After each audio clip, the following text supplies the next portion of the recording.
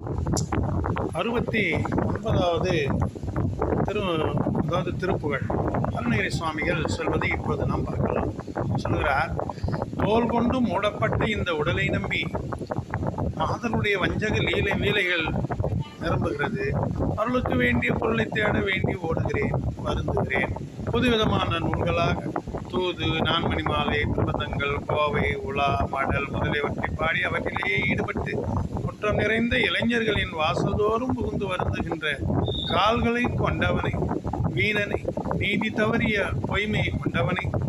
மானமில்லாது அழிந்திடும் நெஞ்சனை, பிறரை வருத்தும் லோபியை, பயனற்றவனை, நிந்திக்கப்படும் கீழ்மகனாகிய என்னை,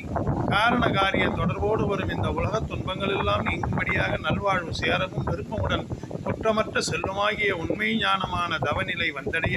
சிறிதாவது அருளக்கூடாதோ? பால் போன்ற வெண்மையான அன்னத்தின் மீது வீற்றிருந்து 4 முகங்களும் பொன்னிறமும் கொண்டு படைத்தல் தொழில் செய்யும் பிரம்மனை முன்பு தலைகளில் குட்டி தண்டனை விதித்த முருகா, முன்பு அந்த பெரிய அனுமானின் தொழிலை வீட்டிலிருந்து போர் செய்து பாவியாம் ராவனுடைய தலைகள் சிதறவும், உத்தமனாம் விபீஷணன் வாழ்வுறவும் செய்து மணந்த பாவையாம் சீதையின் தோலை தழுவிய மாமனாம் ராமனின் திருமாலின் சிறந்த மருமகனே, சிந்தைக்கு இனியவனே முருகா, நல்ல குணங்கள் நிறைந்த நாரத முனிவர் உன்னிடம் வந்து இதுதான் அந்த வள்ளி வாழும் திணைக்குணம் என்று குறிப்பிட்டு சொல்ல, உடனே நீ வேகமாக சென்று தேன் போன்ற மொழியாலாகிய வள்ளியின் பச்சை கற்போர் கலவையை அணிந்த அந்த அழகிய இன்பம் நல்கும் மலையொத்த மார்பினை தழுவியவனே முருகா, சேல், வாலை, வரால் மீன்கள் யாவும் கிளம்பி துள்ளி பாய்ந்து கொண்டிருக்கிறது. கொலை சாய்ந்திருக்கும் பாக்கு மரங்கள் நிறைந்திருக்கிறது. இப்படி இன்பகரமாக இருக்கக்கூடிய திருச்செந்தூரிலே வீற்றிருக்கிற கந்தபெருமானே என்று சொல்வதை நாம் இங்கே இப்பொழுது பாடலை பார்க்கலாம். தோலொடு மூடிய கூரையை நம்பி பாவைய தோதகலீலை நிரம்பி பொருள் தேடிட ஓடி வருந்தி புதிதான தூதொடு நான் மணி மாலை பிரபந்த கோவையுலாம் உடல் புரிய முந்தி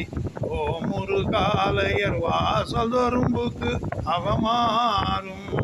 அலமாறும் காலனை மீனனை நீதி கேடும் வைக்கோலனை மனமிலாழி நெஞ்ச காதகளோ பகுதாவனை நிந்தை புலையேனை காரண காரியம் லோக பிரபஞ்ச சோகமெல்லாமர வாழ்வுற நம்பில் காசருவாரி மெய்ஞான தவம் சற்று அருளாதோ பாலன்ன மீது மன்னான் முக செம்பன் பாலனை மோது அபராதன பண்ட பாரிய மாருதி கோல்மிசை கொண்டுற்று அமராடி பாவி ராவணனா தலை சிந்தி சிறிய வீடனர் வாழ்வுற மண்டல் பாவையர் தோல் புனர் மாதுளர் சிந்தைக்கு இனியோனே